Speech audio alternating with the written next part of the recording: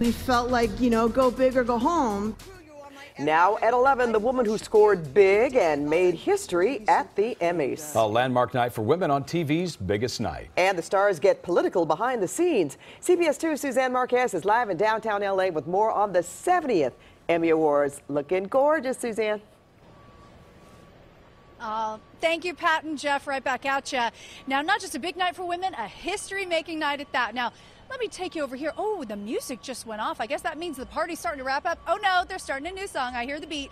So there is security right there guarding the entrance to the official Emmys after party right across from Microsoft Theater. If you've been down here at Staples before, this is the roof of the West Garage. You can see some of the palm trees they brought in, some of the lights, and of course in the corner, the beautiful spotlights aiming into the sky. And it makes me think of the big show that is coming to a close, but also had some big wins. Game of Thrones. Game of Thrones slayed Emmy night with 9 total Emmys for the show's final season, including Emmys for Best Drama Series and Best Supporting Actor for Peter Dinklage.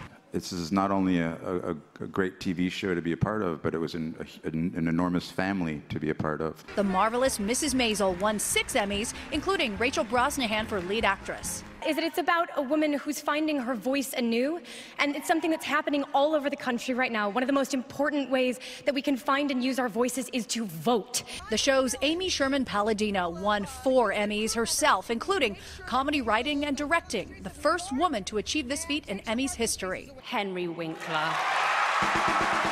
TV icon Henry Winkler won his first Emmy in 42 years for Outstanding Supporting Actor in a Comedy Series. I think that I have the longest drought between nominations of anyone in the Academy. I was 27 when I started doing the Fonz. I'm now 72. And one acceptance speech became a proposal. Jan, you are the sunshine in my life. And Mom was right, don't ever let go of your sunshine. You wonder why I don't like to call you my girlfriend? Because I want to call you my wife. Will you marry me?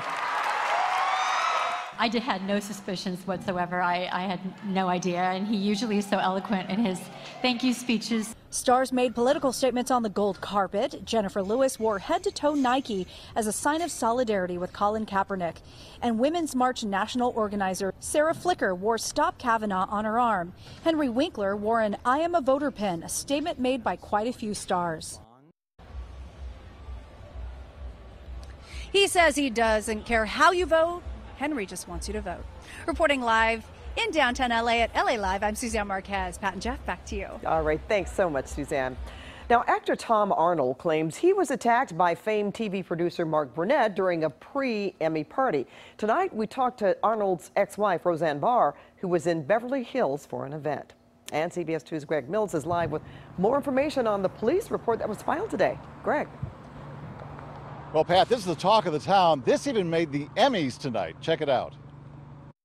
What about that, Betty White? Last night she broke up a fight between Tom Arnold and Mark Burnett. Tom Arnold isn't laughing. If he comes anywhere near me, he's going to get a pounding. Threatening comments aimed at Hollywood mega producer Mark Burnett. Tom Arnold says he was attacked by Burnett at a party Sunday night. And then he has this complete psycho, like he has lost it. Arnold was married to Roseanne Barr for 5 years in the 1990s. She was doing a Yom Kippur Eve Q&A at the Saban Theater. Well, I saw something on Twitter about it, but I don't really, that's all a part of the past. The present is pretty wild for her ex-husband. This is a guy that's worth hundreds of millions of dollars, Mark Burnett, who just tried to murder me at a party. A battle Sunday night, now a war of words on Twitter. Burnett's wife, Roma Downey, tweeted she got this bruise when Tom Arnold ambushed my husband Mark and me at a charity event. Is your TV show worth it, Tom? Arnold responded with an expletive, then, you lie. Your crazy husband attacked me, you psycho. I'm filing a police report and suing you for defamation. I didn't even see his wife. His wife's this age. She showed a fake bruise. How big of a liar is she? At issue is Arnold's new TV show, The Search for the Trump Tapes. You see, Mark Burnett created The Apprentice, President Trump's TV show. Arnold claims there are behind-the-scenes tapes of Donald Trump using offensive language that Burnett won't release. I know exactly where those tapes are. He could show America right now. He is hurting America. Now, some skeptics wonder if this isn't to publicize Arnold's brand new show. You see, it begins tomorrow. Reporting live from Beverly Hills, Greg Mills, CBS 2 News. Greg, thank you. Well, plenty of high fives and hugs at the Emmy after parties. Our Emmys coverage continues just minutes away. We'll take you live to one of the biggest bashes in town. Well, CNN reports tonight that Julie Chen is leaving her role of co-host on CBS's The Talk. Sources tell CNN that she will have a recorded message for viewers on tomorrow's episode. Her husband, Leslie Moonves, stepped down from CEO of CBS last week amid allegations of sexual misconduct, which he denies. The sources say Chen will continue hosting Big Brother. CBS is not commenting tonight. Well, police are alerting homeless people in downtown LA tonight about a savage predator who may be targeting them. Investigators say the man beat 3 homeless men nearly to death with a baseball bat yesterday as they were sleeping. The motive appeared to be robbery. All 3 men are still unconscious and remain in critical condition. He's still got a weapon, and he's shown us already that he's willing to use it. Well, police tell us the man stands out because he is extremely bow-legged. You might see that in the photo there. He also appears to be homeless himself. Firefighters worked well into the night, bringing a huge building fire under control in Glassell Park. The party supply rental business caught fire just after 5 p.m. Plastic furniture fueled the flames as electrical wires sparked and fell, but crews kept the fire from spreading. Well, now to new clues tonight in that mysterious death of a UC Riverside student. His family found text messages that point to dangerous hazing rituals. CBS 2's Nicole Comstock is live right now in Riverside with more on this story. Nicole?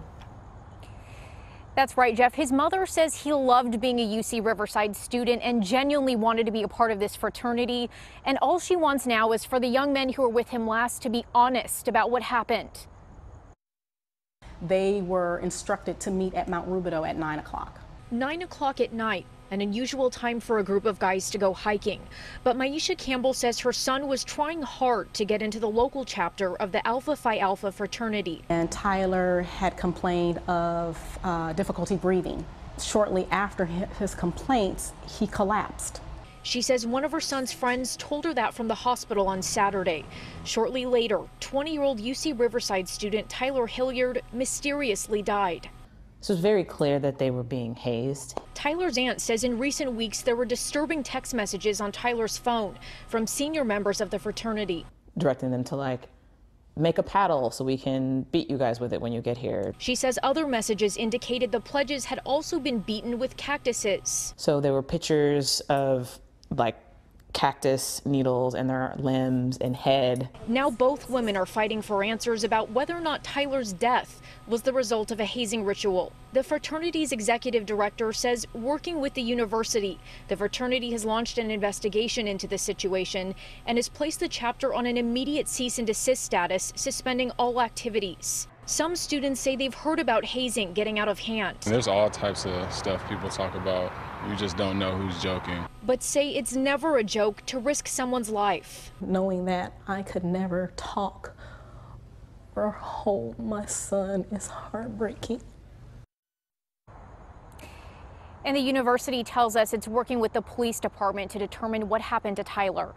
Reporting live tonight in Riverside, Nicole Comstock, CBS 2 News. Thanks, Nicole. A Stanford University professor could derail the confirmation of Supreme Court nominee Brett Kavanaugh.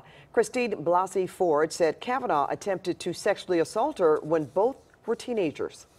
Well, Kavanaugh has denied those allegations. Republican senators speaking out about the latest drama. I don't know whether there is any there, but it's my job, along with 99 other members of the Senate, to determine if there is. Obviously, if Judge Kavanaugh has lied about what happened, that would be disqualifying. Ford's attorney told CBS News her client wants to testify before a Senate Judiciary Committee next week, but is concerned about whether the process will be fair. Kavanaugh will also testify. Frank Sinatra's song, Fly Me to the Moon, is about to come true. That's right. SpaceX is planning to send its first tourist into space. I'm Tom Waite, and I'll tell you who it is coming up in a live report. And I'm Brittany Hopper, live at the HBO party in West Hollywood, where I talked with a lot of the Emmy nominees and winners. That's coming up. And here's a live look with our Santa Monica Pier camera. We're looking at mostly clear skies inland. Temperatures today above average. I'll tell you what to expect as we head into Tuesday. And here's a look at the guests tonight on The Late Show with Stephen Colbert.